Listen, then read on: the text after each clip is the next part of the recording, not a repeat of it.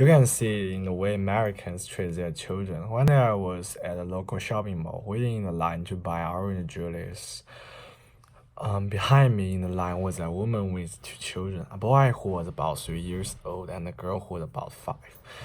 The boy had his hand in a pocket of his blue jeans, and I could hear that he had some coins in there.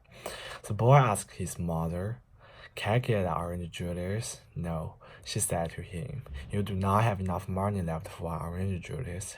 Remember, you bought that cookie a while ago. You do have enough money for a hot dog, so you could get a hot dog now, if you want to.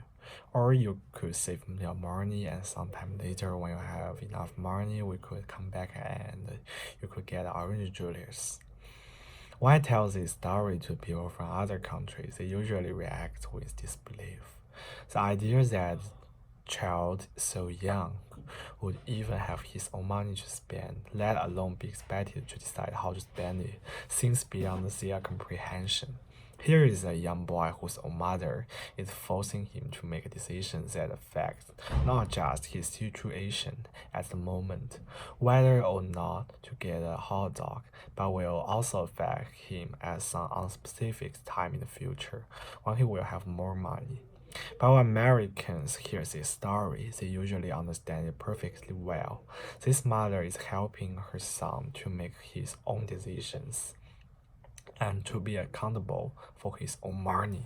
Sometimes American parents might not expert at 3-year-old to make a decision about how to spend money, but they certainly understand what the mother is doing. She is getting her son ready for a world in which he will be responsible for his choice and their consequence. Even his own mother won't be helping him later in life, and he needs to be prepared. This particular mother may or may not have owned a copy of Dr. Benjamin Spock's famous book, to which millions of American parents have long turned for information and advice on raising their children. A recent version of this book makes the observation: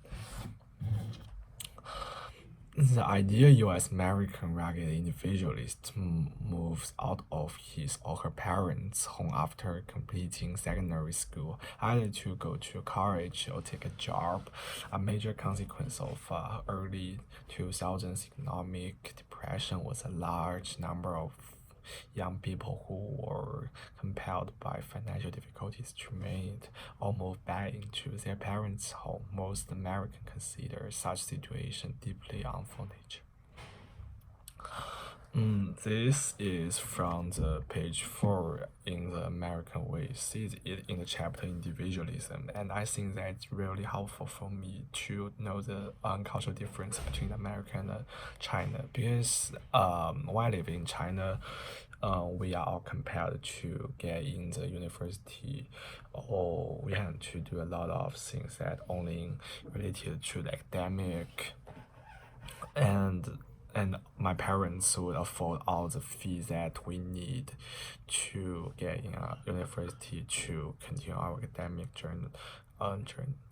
And personally speaking, I think that if I live in America, that all things that a lot of fees I have to afford by myself, and I have to take the responsibility of my choice. For example, like if I go to university and I can to know that the opportunity cost that I used in the 4 years, and whether it's really good and whether it's really correct for me to get in the university, or I should get a job instead of that. But in China, we do not worry about these things, because my parents know that my relatives or their brothers, their sisters, son or daughters go to the university, and they go to the work after university, so they want just me to go to the same path with them, because there are a lot of successful examples that in their friends or in their brothers, their sisters, son and daughters. So I do not need to take responsibility about my choice in Chinese, but there are a lot of difference in America.